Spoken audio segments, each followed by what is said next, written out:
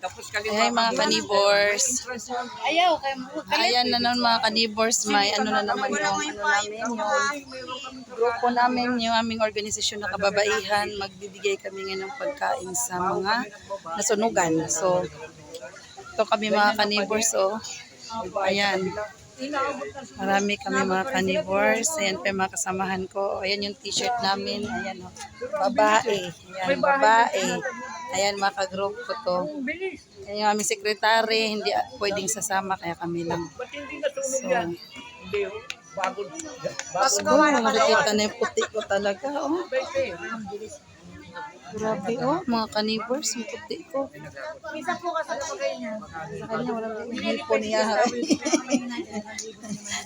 Mga officers, mga kababaihan.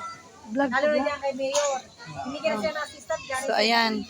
Ayan, nagtungko mga kanibors sa mga kauban, no? Nagtungko. Nanintay pa namin yung sasakyan namin, yung service, para magdala kami ng pagkain doon sa nasunugan. Pagbigay kami ng serbisyong publiko, ay, serbisyong totoo pala dapat. Hindi, it's better to give than ikaw yung mag-receive, di ba? Or ikaw yung manghingi. Mas maganda na rin yung tumulong tayo sa kapwa. Hindi na naman lagi gustong sunukan sila kasi talagang tupok na tupok. So, yun mga kanibors, anuhin namin yun. O, bibigay kami ng donation sa kanila. Bibigay kami pagkain, mga damit. At least kahit papano mga kanibors.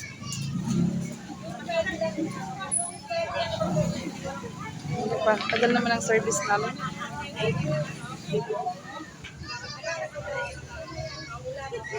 Ito yung service ng barangay para haputin kami at yung mga pagkain at yung mga dry goods na dala namin sa kanila.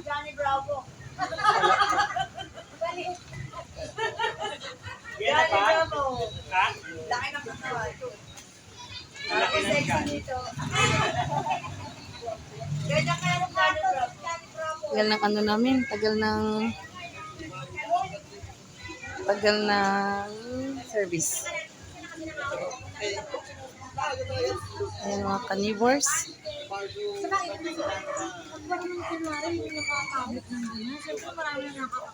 Yun nga lang, pag meron ka pa rin naka-private na yung friends to friends, hindi pa rin sila nakakapasok basta-basta. Hindi naman yung private to. Okay na. Ayan mga kanibors, hindi pa rin dumating yung service namin. Tagal naman. At nang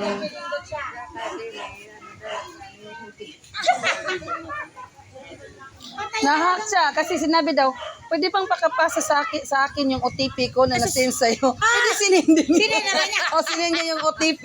O ang ending, ang Gcash niya, pahinging Gcash. Tapos English speaking pa daw, can you give me Gcash? I need a Gcash. Sabi daw, English speaking pa daw yung nangingi. Kaya sabi ni Gio, parang halata na hindi daw, nahack talaga. Oo, kasi nga ano lang. Sabi ko nga, Niwala ka pa ba dyan sa can you give me OTP ka dyan? ma-recover yan kasi nga ay si Gio, sabi ko, ma-recover yan. Kaya nagulat nga ako, bakit may nag-good morning sa akin? Hindi naman nag-good morning si Kuya Victor sa akin. Wala na yung hacker na pala yun. Sabi ko, Hindi kami friend na mga yan eh. pagkita ko, hello, good morning. Nangingi na daw. Sabi ko, wala. Sabi ko si Kuya Victor, in-ever to sa akin na hindi pa kami sa messenger. Oo, hindi sa akin nagme-message yun. Pagkita ko, kasi nga sinabi niya lahat, naku, ito na ako yung hacker, nag-good morning. Minsan nga yung magalang Yung sa akin nga eh. Kaya nga, nagme-message Yung sa akin naman si Malo. Nagtaka ko, Malo, si Ate Leslie mo to, sabi, ang lalaki, Ilonggo. Tapos parang matanda na yung boses ba, sabi niya, can we be friends? Sabi ko, si Malo, yung baka asawa mo to, hindi ba ako kilala ng asawa mo? Tapos yun, nag-message na nahack na siya. Ay, nagkakwentuhan kami. Oo. lalo na, at least hindi kayo pumaksak. Yung isang tao, hindi pa makarating na. Si Ate Christy nga, nadulas eh, nabagok pa yung ulo. Saan? Doon sa loob nila Tiglinda, nag-ano ka kami ng pansit. Gumawa nga eh. Baka may ano, yung ihi ng... Hindi na, di ba may step down, parang pag ganun niya ba, gaganon siya. Diyos ko, buti na lang, hindi na, napilayan. Oo. Marupok pa naman ang ano yan. Marupok ang puto. Oo, nakatamang nakalata. Ay, marami na ako anak. Ito talaga yan si Ate Ana, di ba? Oo nga, sexy nga, oh.